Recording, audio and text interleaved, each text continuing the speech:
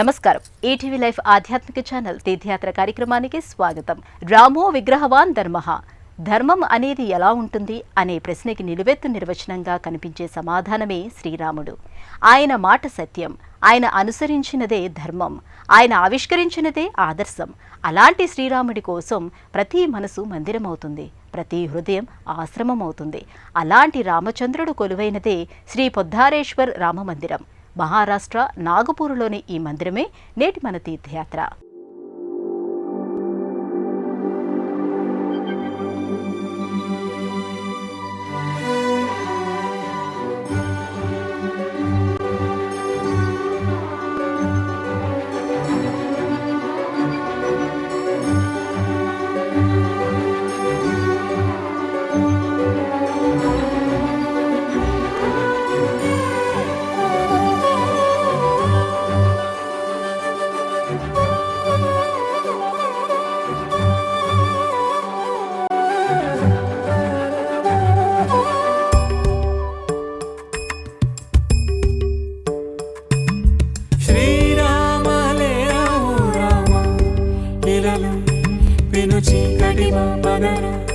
సీతారామ చూపిని మహిమ మదిలో అసురాలిని మా పదర.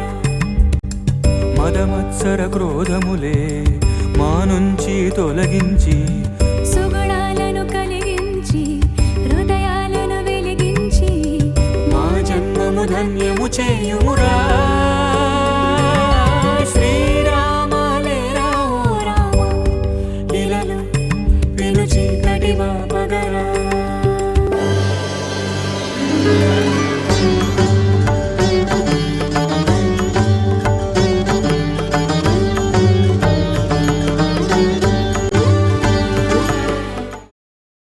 శ్రీరాముడు త్రేతాయుగానికి చెందినవాడు. అయినా యుగ యుగాలుగా ఆయన నామస్మరణ వినిపిస్తూనే ఉంది. ఆయన ఆచరించి చూపించిన ధర్మ మార్గం కనిపిస్తూనే ఉంది. అందుకు నిదర్శనంగా వెలుగొందుతున్న మందిరాలలో శ్రీ పొద్దారేశ్వర్ మందిరం ఒకటి. మహారాష్ట్ర నాగ్పూర్లో ఈ మందిరం విలసిల్లుతోంది. భారతదేశంలో 3వ అతిపెద్ద రాష్ట్రంగా మహారాష్ట్ర కనిపిస్తుంది. ఒకప్పుడు ఇది దట్టమైన అటవీ ప్రాంతం కావడం వల్ల మహాకాంతారా అని పిలిచేవారని, కాలక్రమంలో ఇది మహారాష్ట్రగా మారిందని చెబుతారు. మహారాష్ట్రీ అనే ప్రాకృత పదం నుంచి మహారాష్ట్ర అనే పేరు వచ్చింది అనే అభిప్రాయం కూడా వినిపిస్తూ ఉంటుంది. మౌర్యులు, శాతవాహనులు, బాదామి చాళుక్యులు, ఛత్రపతి శివాజీ పాలనా వైభవాన్ని చూసిన నేల ఇది. మహారాష్ట్రలోని అతిపెద్ద నగరాల్లో నాగ్పూర్ ఒకటి. గోండురాజు బులంద్ షా ఏలుబడి చూసిన ఈ నగరం జిల్లా కేంద్రంగా అనేక విశేషాలను సంతరించుకొని కనిపిస్తుంది.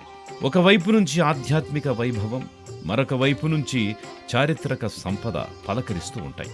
ఎన్నో ప్రాచీనమైన ఆలయాలు, మరెన్నో ప్రసిద్ధి చెందిన మందిరాలు ఇక్కడ కనిపిస్తాయి. అలాంటి మందిరాలలో శ్రీ పొద్దారేశ్వర్ శ్రీరామ్ మందిరం మరింత ప్రత్యేకతను సంతరించుకొని అలరారుతోంది.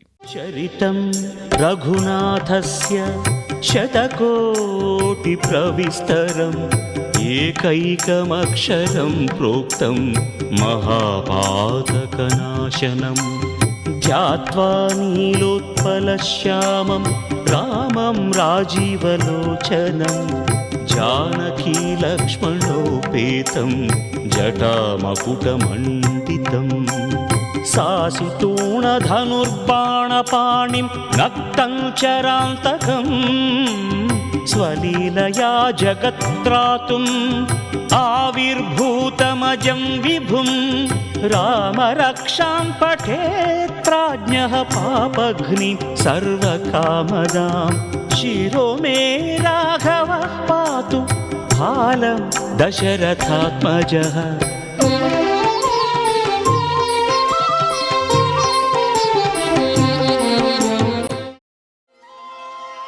హనుమ సమేతంగా సీతారామ లక్ష్మణులు కొలువైన శ్రీ పోద్దారేశ్వర్ శ్రీరామ మందిరం సువిశాలమైన ప్రదేశంలో నిర్మితమై ఉంది.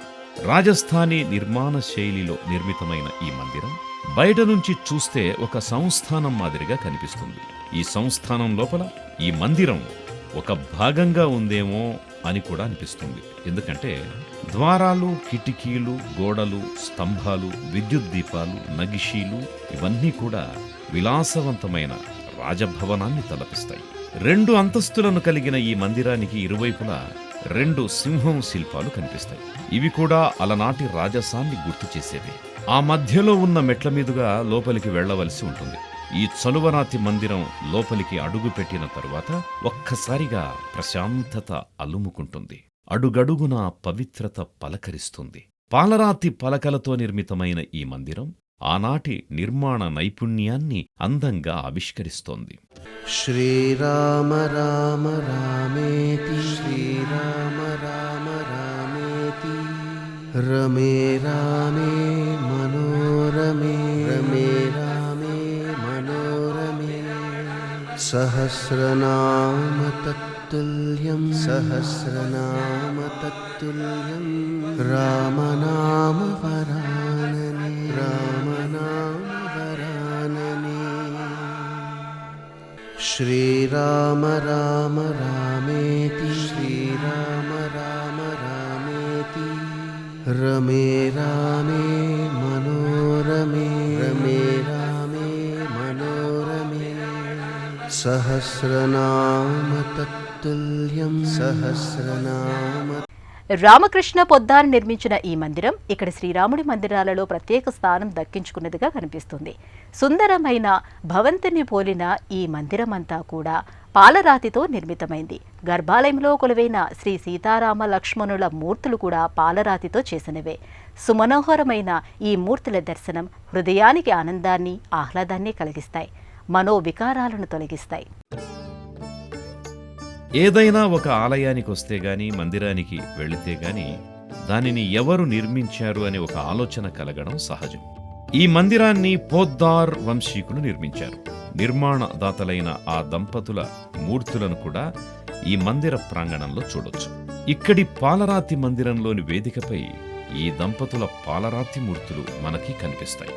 వారి అపారమైన భక్తి భావానికి, అసమానమైన అంకిత భావానికి ఈ మందిరం అద్దం పడుతుంది. జమీందార్ రామకృష్ణ పోద్దార్ రాజస్థాన్ నుంచి ఇక్కడికి వచ్చి స్థిరపడిన శ్రీరామ భక్తుడు. సీతారాములను తమ ఇష్టదైవంగా ఈ దంపతులు పూజించేవారు. అనంతరం సీతారాములకు ఇక్కడే మందిరాన్ని నిర్మించాలని వారు నిర్ణయించుకున్నారు. అలా చాలా కాలం క్రితం ఈ మందిరాన్ని నిర్మించారు. జమీందారులు చేపట్టినది కనుక రాజస్థాన్ నుంచి రావడం వలన మందిర నిర్మాణంలో ఈ పద్ధతులు, పోకడలు కనిపిస్తాయి. కలప, సున్నంతో కలిపి చేసిన నిర్మాణ సంబంధమైన విన్యాసాలు విస్మయానికి గురిచేస్తాయి. రామనామమే మారు మ్రోగెను భారతావనిలో, రామచంద్రుడే తిరిగి వచ్చెను అయోధ్యా నగరానికి.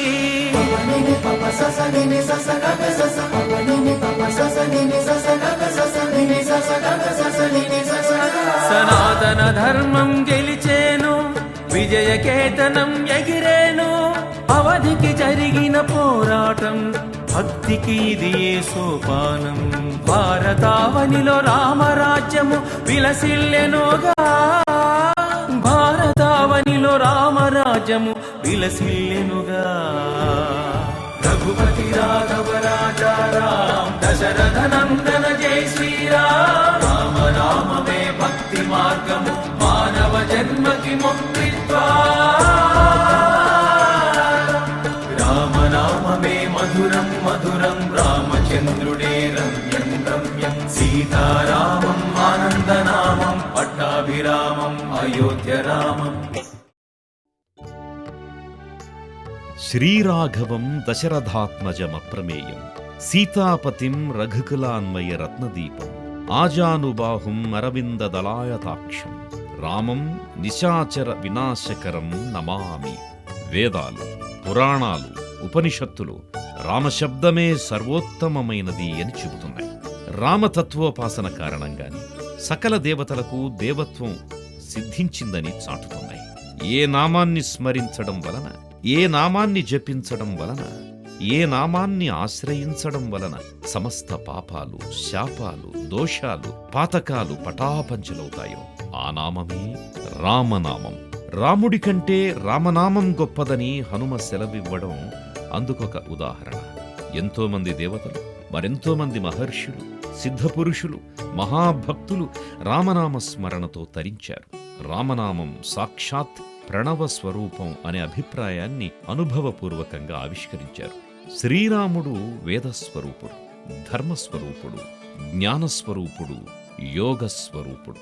అలాంటి రాముడు కొలువైన ఈ మందిరం రామతత్వాన్ని వినిపిస్తుంది, మానసిక ప్రశాంతతను చేకూర్చే ఔషధంలా అనిపిస్తుంది. దర్శనమును కోరా దరికే చేరే దయగల మహారాజు దశరథి తొలుతన ఎదురేగి కుశలములడిగే హితమును గావించే ప్రియవాది ధీరమతి న్యాయపతి ఏలు రఘుపతియే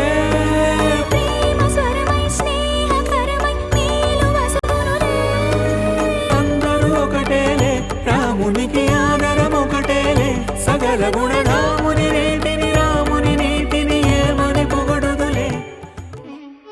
శ్రీరాముడు తన జీవన ప్రయాణంలో ఎంతోమంది భక్తులను అక్కున చేర్చుకున్నాడు. తన పట్ల వారికి గల అంకిత భావానికి తగినట్టుగా వారిని అనుగ్రహించాడు. ధర్మాన్ని ఆశ్రయించిన విభీషణుడు సుగ్రీవులకు రాజ్యాధికారాన్ని అప్పగించాడు. తన దర్శనాన్ని మాత్రమే కోరుకున్న గుహుడు శబరికి మోక్షాన్ని ప్రసాదించాడు. రామనామాన్ని పట్టుకున్నవారు భవసాగరాన్ని దాటగలిగారు. అందువల్లే తరింపచేసేది తారక మంత్రం అని అంటారు. శ్రీరాముడు మూర్తీభవించిన ధర్మస్వరూపమైతే సీతమ్మ తల్లి ఆదర్శానికి ఆనవాలు. భార్యగా, తల్లిగా, కోడలిగా సీతమ్మ తల్లి మహిళాలోకం నీరాజనాలందుకోవడం మనకు కనిపిస్తుంది. తనని అడవులకు పంపించే సమయంలో తనకంటే రాముడు ఎక్కువగా బాధపడి ఉంటాడు అన్న నారీమణి సీత. ఇక తన భార్యను వీడి సోదరుడి వెంట అడవులకు నడిచినవాడు లక్ష్మణుడు. లక్ష్మణుడి వంటి సోదరుడు లోకంలో ఉండడని రాముడు అనడం లక్ష్మణుడి గొప్పతనానికి నిదర్శనం. రామ రామ రామ రామ రామ రామ రామ రామ రామ రామ రామ రామ రామ అనే రాజమందిరం కల్లు కల్లు మని తిరిగే రామ సుందరం. రామ రామ రామ అనే రాజమందిరం కల్లు కల్లు మని తిరిగే రామ సుందరం. రాజమందిరం బాలరామ సుందరం. ముద్దు ముద్దు మాటలంట ముద్దు గారిపోతాడంట ఆపలేని అల్లరంట తేప తేప తీయనంట బాలరాముడల్లరంటే వశిష్ఠునికి ఇష్టమంట. రామ రామ రామ. ధర్మం అంటే ఏమిటి, ధర్మస్వరూపం ఎలా ఉంటుంది అనేది తెలుసుకోవటానికి ధర్మశాస్త్రాన్ని తిరగేయాల్సిన పనిలేదు. శ్రీరాముడు అనుసరించిన మార్గాన్ని పరిశీలన చేస్తే సరిపోతుందని ఆధ్యాత్మిక గ్రంథాలు చెబుతున్నాయి. అంతగా శ్రీరాముడు ధర్మానికి ప్రతీకగా, సత్యనిష్టకి ప్రతిరూపంగా మారిపోయాడు. అలాంటి రాముడు సీత లక్ష్మణ సమేతుడై దివ్యమైన తేజస్సుతో వెలిగిపోతూ ఉంటాడు. అభయ వరద హస్తాలతో ఆదుకుంటూ ఉంటాడు. ఈ మందిరంలోని మూర్తులు సింహాసనాన్ని పోలిన ఒక వేదికపై కొలువుదీరి ఉంటాయి. ఈ వేదికపై ప్రతి మూర్తి ప్రత్యేకమైన పీఠాన్ని కలిగి ఉంటుంది. చక్కని కనుముక్కు తీరుతో, నగుమోముతో ఈ మూర్తులు నయనానందాన్ని కలిగిస్తుంటాయి. పాలరాతితో విరిసిన ఈ మూర్తులు పాల సరస్సులో తేలుతోన్న తెల్లతామరల్లా కనిపిస్తుంటాయి. పాల పుంతల్లా మనోఫలకంపై మెరుస్తూ ఉంటాయి. శ్రీరాముడు సూర్యవంశానికి చెందినవాడు. అందువలన సూర్యబింబంతో కూడిన మకర తోరణం హరివిల్లు మాదిరిగా కనిపిస్తుంది. స్వామివారిని, అమ్మవారిని వివిధ రకాల వస్త్రాలతో, కిరీటాలతో, ఆభరణాలతో, పూజామాలికలతో అలంకరించే తీరు ముచ్చట గొలుపుతుంది. కళ్ళకి కొత్త ఉత్సవాన్ని పరిచయం చేసినట్టుగా కనిపిస్తుంది. వేదిక దిగువ భాగంలో ఉత్సవమూర్తులు కనిపిస్తూ ఉంటాయి. ఆధ్యాత్మిక చింతనను పంచుతూ ఉంటాయి. సీతారాముల జంట ఈ లోకానికి కనుల పంట. పేరుపరంగా వేరుగా పలకడానికి రూపం పరంగా వేరుగా చూడడానికి ఎవ్వరూ ఇష్టపడని జంట ఇది. అలాంటి సీతారాములను దర్శించుకోవడానికి ఈ పరిసరాల్లోని వారు మాత్రమే కాదు, ఇతర ప్రాంతాల నుంచి కూడా భక్తులు వస్తూ ఉండడం విశేషం. ప్రతి బుధవారం రోజున పునర్వసు నక్షత్రం రోజున ప్రత్యేకమైన పూజలను ఇక్కడ నిర్వహిస్తుంటారు.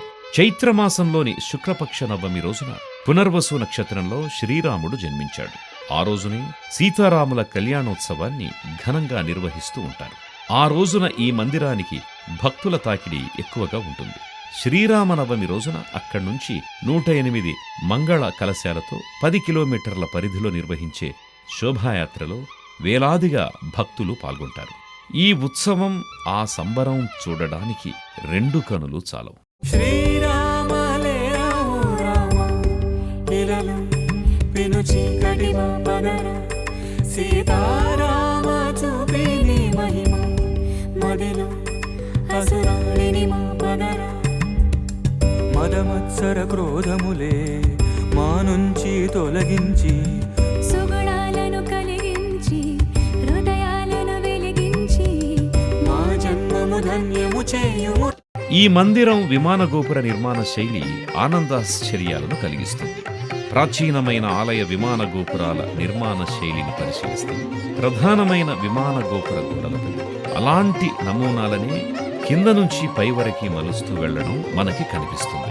అదే పద్ధతిలో ఇక్కడి విమాన గోపురాన్ని ఆవిష్కరించిన వైనం అర్థమవుతుంది. చలువరాళ్లతో నిర్మితమైన ఈ విమాన గోపురంపై కళశాలను పోలిన ఆకృతులు కనువిందు చేస్తాయి. మధ్యలో మందిరం ఆకృతులు, వాటిపైన సింహం శిల్పాలు ఆశ్చర్యాన్ని కలిగిస్తాయి. శ్రీరాముడిని ఎంతోమంది భక్తులు కీర్తించారు.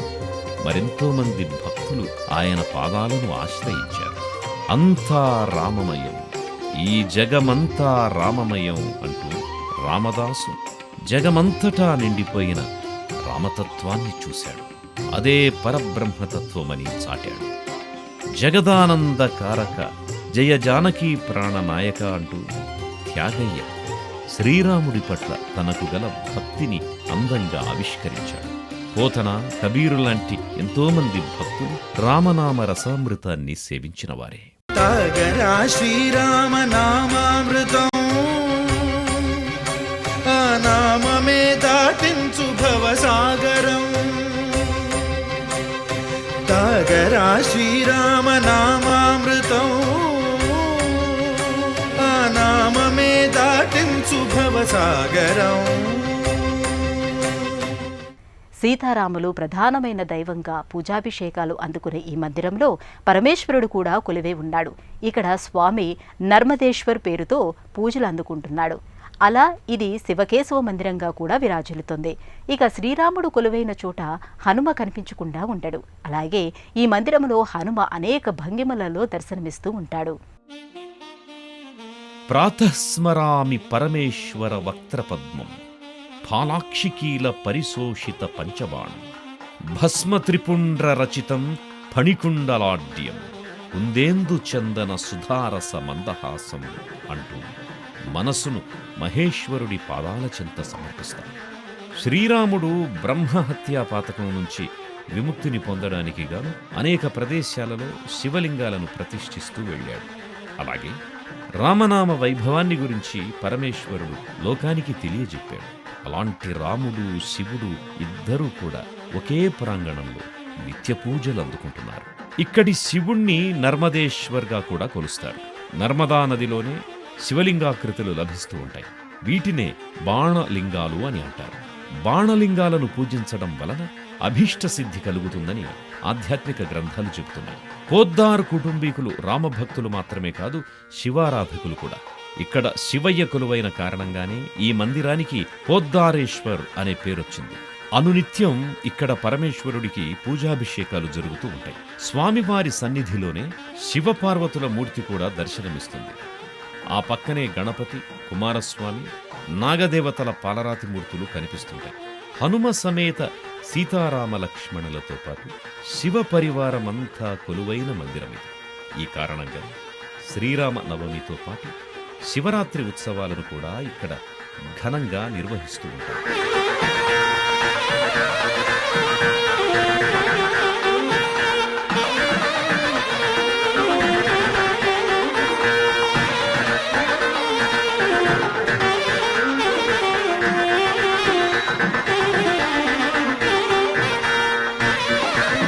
ఇక రామచంద్రుడు ఎక్కడుంటే హనుమ అక్కడ తప్పకుండా ఉంటాడు. అలాగే ఈ మందిరంలో హనుమ అనేక భంగిమల్లో దర్శనమిస్తూ ఉంటాడు. దాస్య భక్తికి ప్రతీకగా కనిపించే హనుమంతుడు రామలక్ష్మణులను తన భుజాలపై కూర్చుండబెట్టుకుని గగన మార్గాన ప్రయాణిస్తున్నట్టుగా ఉండే హనుమ శిల్పం చూడముచ్చటగా అనిపిస్తుంది. ఆ పక్కనే దాసాంజనేయుడు, గరుడాళ్వార్, అనంత పద్మనాభ మందిరాలు కనిపిస్తాయి. ముఖమంటపంలోని స్తంభాలపై వివిధ దేవీదేవతల శిల్పాలు, గోడలపై తైలవర్ణ చిత్రాలు అనిర్వచనీయమైన అనుభూతిని కలిగిస్తాయి.